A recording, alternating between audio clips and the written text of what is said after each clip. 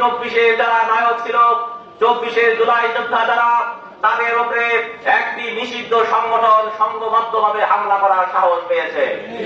আমরা বলতে চাই যে যারা শিবির নিষিদ্ধ না থাকার পরেও পুলিশ প্রশাসন, র্যাব, বিবি সবাই আমাদের তন্ন তন্ন করে দেশে বিভিন্ন প্রান্ত থেকে গ্রেপ্তার করতো বিনা অপরাধে।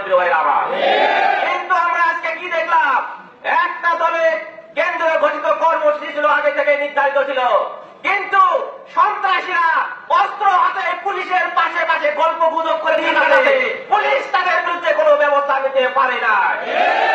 আমরা বলতে চাই এই প্রশাসনের রন্ধে রন্ধে এখনো আওয়ামী দোসর, আওয়ামী এজেন্টের দ্বারা ভরপুর।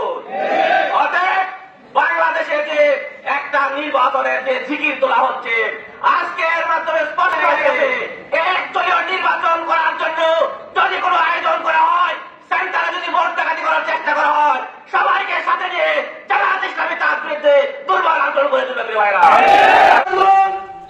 আমাদের এই দেশের মানুষকে ওই ফ্যাসিস্ট আওয়ামী লীগের হাত থেকে মুক্ত করার জন্য ওই 24-এর জুলাই যে আন্দোলন দেশে সবাই গড়ে তুলেছিল, তাদের কারণে ওই ফ্যাসিস্ট আওয়ামী লীগের পতন হয়ে বিদেশে বাড়ি যাওয়াতে বাধ্য হয়েছিল। আজকে সেই কারণে আমরা আজকে স্বাধীনভাবে কথা বলতে পারছি, আমরা স্বাধীনভাবে জনগণ ভয় করতে পারছি।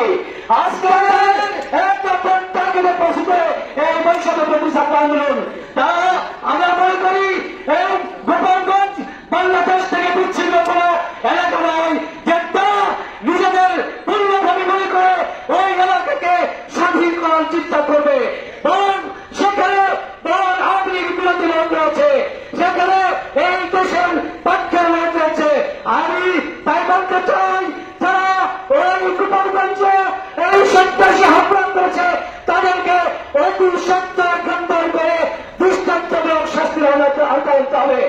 এক্ষেত্রে আমরা সরকারের যে নিরুক্ততা লক্ষ্য করছি, আমরা বলতে চাই আগামী 24 ঘন্টার মধ্যে যদি তাদের গ্রেপ্তার করে দৃষ্টান্তমূলক শাস্তি দেওয়া হয়, তাহলে ওই গোপালগঞ্জের দিকে প্রয়োজনে সারা দেশের ওই আওয়ামী বিরোধী জনগণ মার্চ করবে। সেটা যদি